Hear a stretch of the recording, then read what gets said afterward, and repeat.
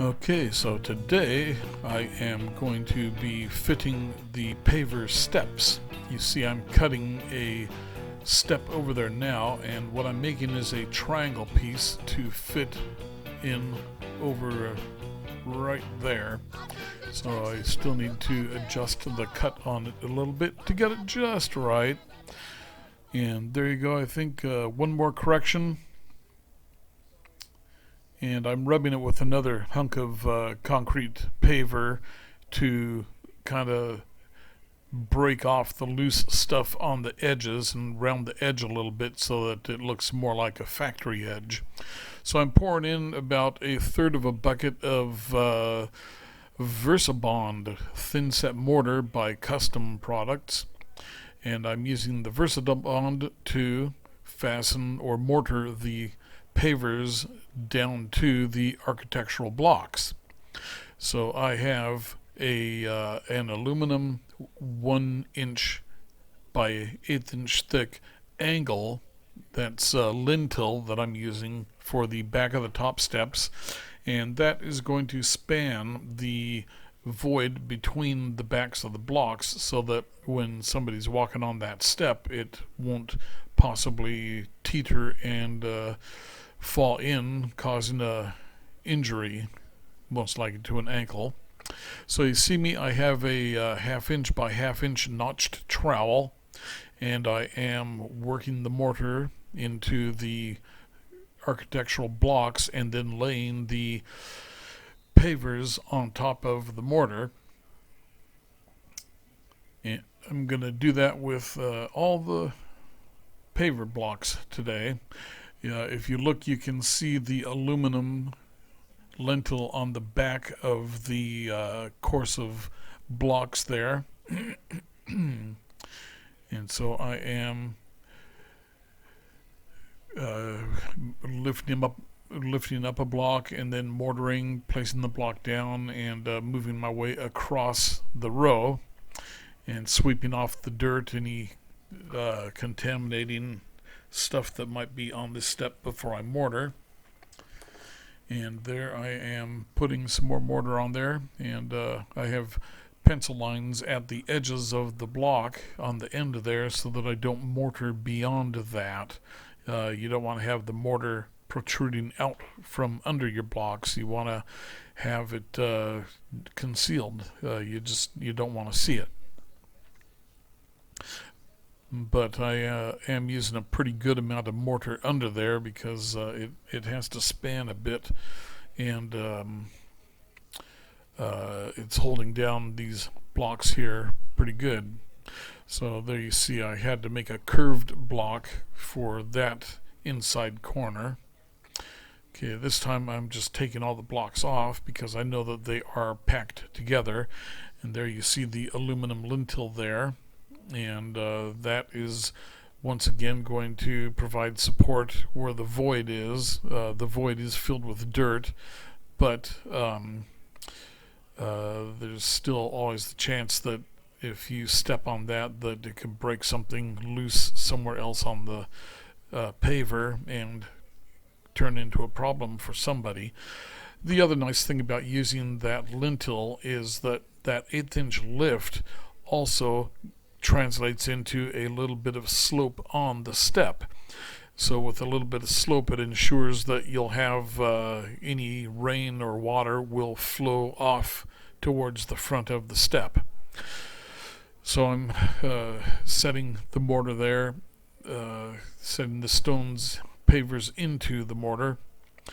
And when this is all done and the mortar is set up, there's a gaps behind the pavers and between the pavers and the architectural blocks.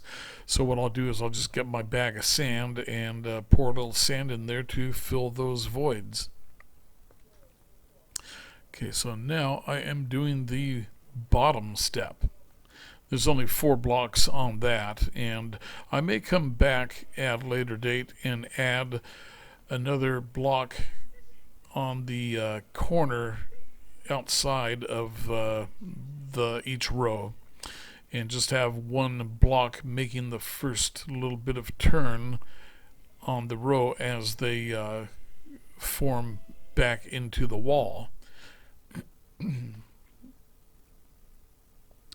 so you see now that stone has a little different color on it. That's because I hosed it off, and so you're seeing it without any dust on it. Okay, so just about done with that row, and I'm going to come back and peel up the pavers on this next bottom row and do that. And that's another reason that I want to put an additional paver on the end, is this row is only 4 pavers wide, and I would like to have it a little wider than that.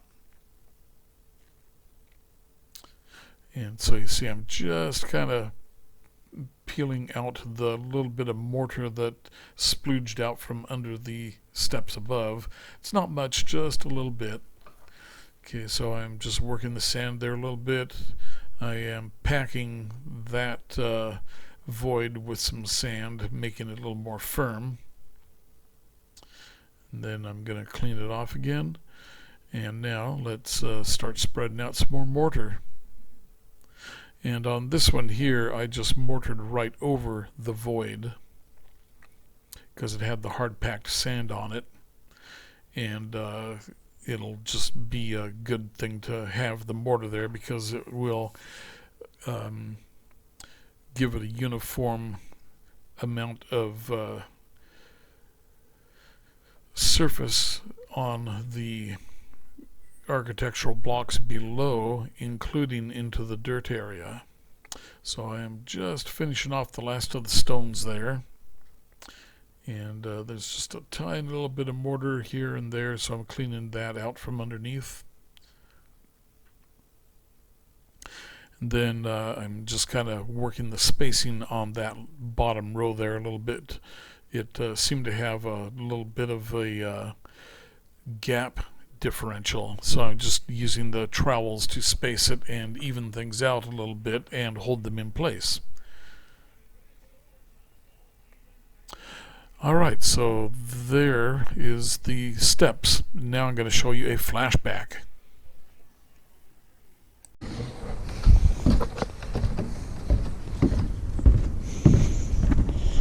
I'm going to do a short little retaining wall here, and then some steps across here, matching up with that, and a concrete landing in here. And that would finish this area up nicely. So yeah, there's a bit of groundwork to do there. Busy, busy, busy. Okay, this is as far as I'm going to go for today. I'm going to let this mortar set up. But that looks pretty good. Got nice solid stairs now.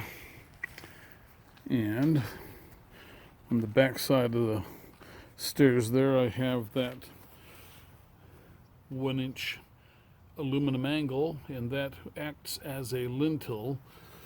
You see there are gaps between the blocks with voids under them, and the lintel will span that, give the back of the steps something to rest solidly on, and there's no chance of any teetering or anything happening to the step.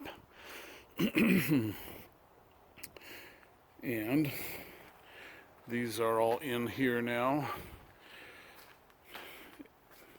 And then I'm just kind of messing around with these here blocks in this area. I don't know if I'll go up another course or not. And then this course here on the bottom, I'm just going to angle a block in like that one there, and then continue the next one straight across and end them there. And so that will finish off this thing here pretty good. Okay.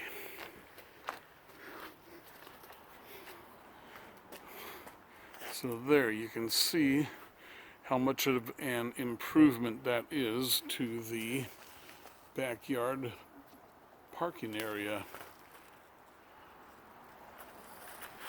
And then we bring in a bunch of gravel, level it out, and that will provide some drainage and keep you from tracking mud into the house. Okay.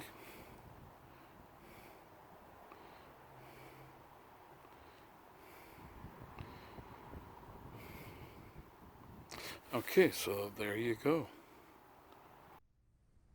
Okay, so this is the laundry room put back together. I have reactivated the laundry tub, sink, and here is how that ended up being. Nice, clean installation. You won't be able to see it, but there's all the plumbing for it down there. So everything is back to normal, 100% now. And my battery is at 5% on the GoPro, so it's going to die any second. Okay, well anyway, there you go. It has 2 complete laundry rooms now. Okay, it's about 7 o'clock. I'm going to go home. Thanks for watching the videos. Hope you're enjoying the remodel. I will see you on the next one.